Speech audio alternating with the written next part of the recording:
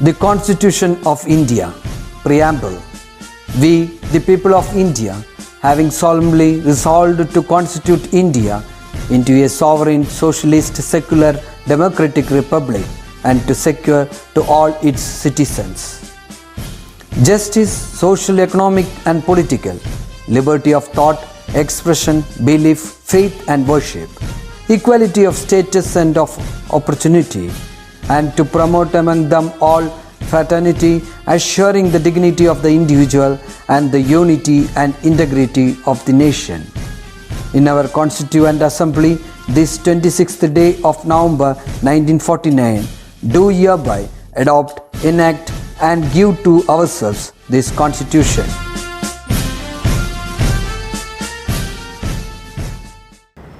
Welcome back children. കുട്ടികളെ, നിങ്ങൾ ദേഷ്യപ്പെടാറുണ്ടോ? കുട്ടികളും രക്ഷിതാക്കളും നമ്മളെല്ലാവരും ദേഷ്യപ്പെടാറുണ്ട് അല്ലേ? നിങ്ങൾക്കറിയാമോ, ദേഷ്യം ആദ്യം പ്രതികൂലമായി ബാധിക്കുന്നത് ദേഷ്യപ്പെടുന്ന ആളെ തന്നെയാണ്.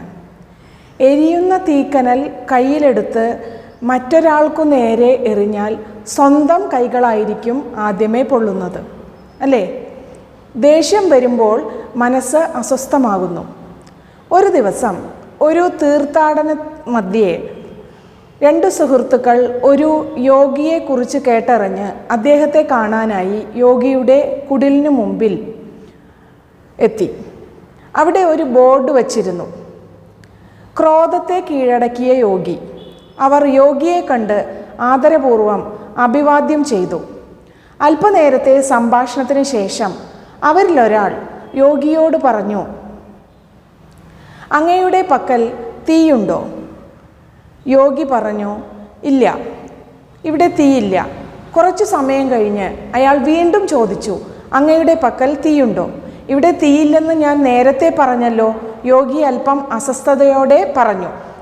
ഇതുകൊണ്ടൊന്നും തീർത്ഥാടകൻ പിൻവാങ്ങാൻ തയ്യാറായിരുന്നില്ല. അല്പം കഴിഞ്ഞ് അയാൾ വീണ്ടും ചോദിച്ചു, ഗുരുജി, എനിക്ക് കുറച്ച് തീ കിട്ടിയേ മതിയാകൂ. യോഗി ദേഷ്യം അടക്കിക്കൊണ്ട് പറഞ്ഞു, തീ ഇല്ലെന്ന് ഞാൻ പലതവണ പറഞ്ഞില്ലേ, നിങ്ങൾക്കെന്താണ് മനസ്സിലാകാത്തത്? തീർത്ഥാടകൻ വീണ്ടും ചോദിച്ചു, ഇവിടെ തീ ഒട്ടുമില്ലെന്ന് ഉറപ്പാണോ? യോഗിയുടെ സകല നിയന്ത്രണവും നഷ്ടമായി. അദ്ദേഹം ക്രുദ്ധനായി തീർത്ഥാടകനെ ശകാരിക്കുകയും അടിക്കുകയും ചെയ്തു. തീർത്ഥാടകൻ ദേഷ്യമൊന്നും കൂടാതെ പുഞ്ചിരിച്ചുകൊണ്ട് പറഞ്ഞു, എൻ്റെ ചോദ്യത്തിനുള്ള ഉത്തരം ലഭിച്ചു. ഇവിടെ വന്നപ്പോൾ ഞാൻ കുറച്ച് പുക കണ്ടിരുന്നു. ആ സ്ഥിതിക്ക് തീ കാണുമെന്ന് എനിക്ക് ഉറപ്പായിരുന്നു. ഇപ്പോൾ അത് ആളിക്കത്തിക്കൊണ്ടിരിക്കുന്നു. തൻ്റെ കോപത്തെയാണ് തീർത്ഥാടകൻ പരാമർശിക്കുന്നതെന്ന് മനസ്സിലാക്കിയ യോഗി വിനയത്തോടെ തല കുമ്പിട്ടുകൊണ്ട് പറഞ്ഞു, അങ്ങ് പഠിപ്പിച്ച പാഠത്തിന് നന്ദി. ദേഷ്യത്തെ കീഴടക്കാൻ എനിക്കിതുവരെ സാധിച്ചിട്ടില്ലെന്ന് ഇപ്പോൾ ബോധ്യമായി. ദേഷ്യത്തെ മനസ്സിൽ നിന്ന് കളയണം. ദേഷ്യം മനസ്സിൽ വരുമ്പോൾ അതിന് വഴിപ്പെടാതെ മനസ്സിനെ നല്ല പ്രവൃത്തിയിലേക്ക് വഴിതിരിച്ചു വിടണം. അതിലൂടെ മനസ്സിനെ സാവധാനം നിയന്ത്രണത്തിൽ കൊണ്ടുവരാൻ സാധിക്കും. അതുകൊണ്ട് കുട്ടികളെ, ദേഷ്യമെന്ന ഒരു വികാരം നിങ്ങൾക്കുണ്ടെങ്കിൽ നല്ല ചിന്തകളിലൂടെ അതിനെ മാറ്റിയെടുക്കുക, നല്ല പ്രവർത്തികളിൽ ഏർപ്പെടുക. ഓക്കെ? അപ്പോൾ കുട്ടികളായ നിങ്ങൾ നല്ല ചിന്തകളും നല്ല പ്രവൃത്തികളും നിങ്ങളുടെ ജീവിതത്തിൽ കൊണ്ടുവരണം. Okay? Today, let us learn the remaining part of chapter Non-Violence, Wisdom and Power. We learned in the previous class that settlements and spread of agriculture led to the emergence of Janapadas and thereby Mahajanapadas. Magadha was the most powerful among them. അപ്പോൾ നമ്മൾ നേരത്തെ പഠിച്ചു അല്ലേ, മഗധയാണ് അതിലെ most powerful ജനപദ. Okay? We also learn that Buddhism, Jainism which originated in the 6th century preached ahimsa. Preached എന്ന് പറഞ്ഞാൽ പ്രചരിപ്പിക്കുക. അപ്പം നമ്മൾ അതും പഠിച്ചതാണ് അല്ലേ, ബുദ്ധിസം, ജൈനിസം. ഇത് എന്തിലാണ് ഇമ്പോർട്ടൻസ് കൊടുക്കുന്നത്? Ahimsa. Okay? Now see the picture, national emblem. Have you seen this? This is our national emblem. You can see this in our currencies. right? Do you know from where it is taken? It is taken from the pillar erected by Emperor Ashoka at Saranath. In this emblem, we can see the Dharma Chakra of Ashoka. This Dharma Chakra can be seen at the center of our national flag. Let us know more about Ashoka. Ashoka was the most important among the kings of the Maurya dynasty with Magadha as the capital. അപ്പോൾ അശോക ചക്രവർത്തി വളരെ famous ആയിട്ടുള്ള ഒരു king ആയിരുന്നു. എവിടത്തെ? മൗര്യ ഡൈനാസ്റ്റിയിലെ. അതിൻ്റെ capital ഏതായിരുന്നു? Magadha. The Maurya dynasty was established by Chandragupta Maurya. Chanakya, also known as Kautilya, was the chief advisor to Chandragupta Maurya. Arthashastra, the greatest work of Chanakya, discussed on how a powerful and effective administration should be organized. To ensure peace in the empire, where different sections of people existed harmoniously, Ashoka adopted Dhamma or Dharma. Dhamma aimed at maintaining peace in the nation by promoting unity and tolerance among the people. The ideals of it are, അതായത് ഈ Dhamma or ധർമ്മ അതിൽ മെയിനായിട്ട് aim ചെയ്യുന്നത് piece in the nation, അതായത് സമാധാനം കൊണ്ടുവരണം. അതിന് വേണ്ടിയിട്ട് കുറേ ആദർശങ്ങൾ പറയുന്നുണ്ട്. അതെന്തൊക്കെയാണെന്ന് നോക്കാം. ഓക്കെ.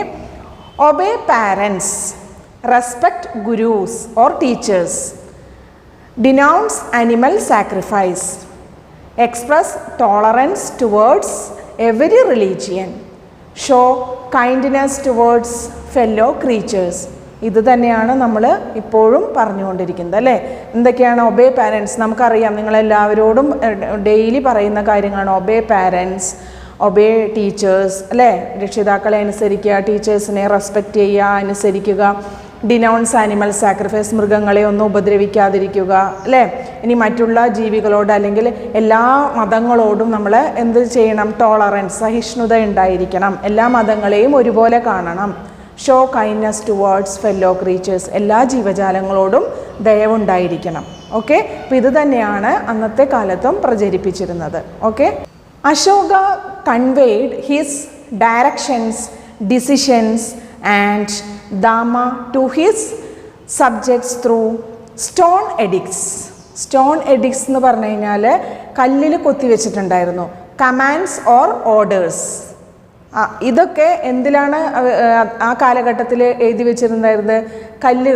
കല്ലുകളിൽ അല്ലെങ്കിൽ പില്ലേഴ്സ്, ഇതിലൊക്കെ എഴുതി വെച്ചിട്ടുണ്ടായിരുന്നു. These edicts were placed along the sides of the main roads and in the city centers. അപ്പോൾ ഇതൊക്കെ മെയിൻ റോഡിലും അതുപോലെ ഇമ്പോർട്ടൻ്റ് ആയിട്ടുള്ള സിറ്റികളിലൊക്കെ പില്ലേഴ്സിൽ ഇതൊക്കെ എഡിറ്റ് ചെയ്ത് വെച്ചിട്ടുണ്ടായിരുന്നു. Ashoka was an ardent follower of Buddha. അപ്പോൾ അശോക ഒരു എന്താ പറയുക, strong believe or strong follower of Buddha. ബുദ്ധൻ്റെ ഒരു വലിയ ഒരു പിന്തുടർച്ച അല്ലെങ്കിൽ പിന്തുടർച്ച അവകാശം എന്ന് പറയാം. അശോകൻ ഫോളോ ചെയ്തിരുന്നത് ബുദ്ധിസമായിരുന്നു. Okay. This inspired him to propagate dhamma. ഇതാണ് അദ്ദേഹത്തെ ഇത്തരത്തിലുള്ള ധർമ്മങ്ങൾ അല്ലെങ്കിൽ ഐഡിയൽസ് പ്രചരിപ്പിക്കാനായിട്ട് കാരണമാക്കിയത്. Okay. Kalinga war was the most important that Ashoka had fought. ഇനി അശോക ചക്രവർത്തിയുടെ ജീവിതത്തിലെ ഏറ്റവും ഇമ്പോർട്ടൻ്റ് ആയിട്ടുള്ള ഒരു ഇൻസിഡൻ്റ് ആണ് കലിംഗ യുദ്ധം, Kalinga war. Okay. It was after the war which caused the death of many people that Ashoka adopted Buddhism. അപ്പോൾ ഈ യുദ്ധത്തിന് ശേഷം ഒരുപാട് നാശനഷ്ടങ്ങൾ അല്ലെങ്കിൽ ഒരുപാട് ജീവനുകൾ നഷ്ടപ്പെട്ടു. അതിനുശേഷമാണ് അദ്ദേഹം ബുദ്ധിസം സ്വീകരിക്കാനായിട്ട് കാരണമായത്. Ashoka played a significant role in propagating Buddhism in different part of the world. അങ്ങനെ അദ്ദേഹം ബുദ്ധിസം പല ഭാഗങ്ങളിലും പ്രചരിപ്പിക്കാൻ തുടങ്ങി. നിങ്ങളുടെ ടെക്സ്റ്റ് ബുക്കിലുണ്ട് ആ കലിംഗ വാറിനെ കുറിച്ചൊരു പാരഗ്രാഫ് കൊടുത്തിട്ടുണ്ട്. എല്ലാവരും അത് വായിച്ചു നോക്കുക. Okay. So we learned about the Mauryan Empire. Ashoka, how he adopted Buddhism and Dharma, we also learned that it was Chandragupta Maurya who established Maurya dynasty. Now, let us learn what the socio-economic life during the Mauryan period. ഇനി നമുക്ക് ആ കാലഘട്ടത്തിൽ ഉണ്ടായിരുന്ന സാമൂഹ്യ സാമ്പത്തിക ജീവിത രീതി എങ്ങനെയായിരുന്നു നോക്കാം. Social stratification based on chaturvarnya doctrine prevailed. നേരത്തെ നമ്മൾ പറഞ്ഞതാണ്. Okay, Shudras were confined to agricultural work. Shudras agricultural വർക്കിൽ മാത്രം ഒതുങ്ങി നിന്നു. Buddhism and Jainism became more popular. Buddhism ജൈനിസമാണ് ഏറ്റവും പോപ്പുലർ ആയിട്ടുള്ളത്. Agriculture and trade flourished. The rulers provided better irrigation facilities for the progress of agriculture. Handicrafts like sewing and weaving existed. തയ്യലും അതുപോലെ തന്നെ നെയ്ത്തും എല്ലാം ആ കാലഘട്ടത്തിൽ ഉണ്ടായിരുന്നു. Coins were in use for transaction. അപ്പോൾ കോയിൻസ് ട്രാൻസാക്ഷൻസിന് വേണ്ടി ഉപയോഗിച്ചിട്ടുണ്ടായിരുന്നു. Several roads were constructed for the progress of trade. Several roads, ഒരുപാട് റോഡുകൾ ഉണ്ടായിരുന്നു. എന്തിനു വേണ്ടിയിട്ടായിരുന്നു? ട്രേഡിൻ്റെ പ്രോഗ്രസ്സിന് വേണ്ടിയിട്ട്. അപ്പോൾ ഇത്രയും കാര്യങ്ങളാണ് ആ കാലഘട്ടത്തിൽ സോഷ്യോ ഇക്കണോമിക് ചേഞ്ചസ്, മാറ്റങ്ങൾ സൊസൈറ്റിയിൽ കൊണ്ടുവന്നിട്ടുണ്ടായിരുന്നത്. Which period? Maurya period. Okay, society was divided on the basis of chaturvarnya doctrine. അപ്പോൾ ഇത് നമ്മൾ മുമ്പേ പഠിച്ചിട്ടുണ്ട് അല്ലേ? ചാതുർവർണ്ണ്യ പ്രിൻസിപ്പിൾസ്, അതിൻ്റെ അടിസ്ഥാനത്തിലായിരുന്നു സമൂഹം ഡിവൈഡ് ചെയ്തിട്ടുണ്ടായിരുന്നത്. ചാതുർവർണ്ണ്യ means 4 groups. Chadur means 4 and Varnyas means groups. They are Brahmins, Vaishyas, Shudras and Kshatriyas. ഇങ്ങനെ 4 വിഭാഗങ്ങളായിട്ടായിരുന്നു സമൂഹം വിഭജിച്ചിരുന്നത് അല്ലെങ്കിൽ ഡിവൈഡ് ചെയ്തിരുന്നത്. Shudras were confined to agricultural work. Shudras എന്ന് പറയുന്നത് അവർ ഒരു എന്താ പറയുക, ഏറ്റവും താഴേക്കിടയിലുള്ള അല്ലെങ്കിൽ അവരാണ് ഏറ്റവും താഴ്ന്ന നിലവാരത്തിലുള്ള ജോലികൾ ചെയ്തിരുന്നത്. അവർ അതിൽ മാത്രം ഒതുങ്ങി നിന്നു. കൺഫൈൻഡ് മീൻസ് ഒതുങ്ങുക. Okay, in the field of architecture there was progress during the Mauryan period. Ashoka had built a stupa at Sanchi. Several such stupas were built during the Mauryan period. There were pillars built by the Mauryans. All these are examples of architectural beauty. അപ്പോൾ ആ കാലഘട്ടത്തിൽ ആർക്കിടെക്ചറിന് വളരെയധികം importance കൊടുത്തിട്ടുണ്ടായിരുന്നു. അപ്പോൾ അതുകൊണ്ട് തന്നെയാണ് ഏറ്റവും famous ആയിട്ടുള്ള സാഞ്ചിയിലെ സ്തൂപം, സാഞ്ചി സ്തൂപ ആ കാലഘട്ടത്തിലാണ് പണി കഴിപ്പിച്ചിരുന്നത്.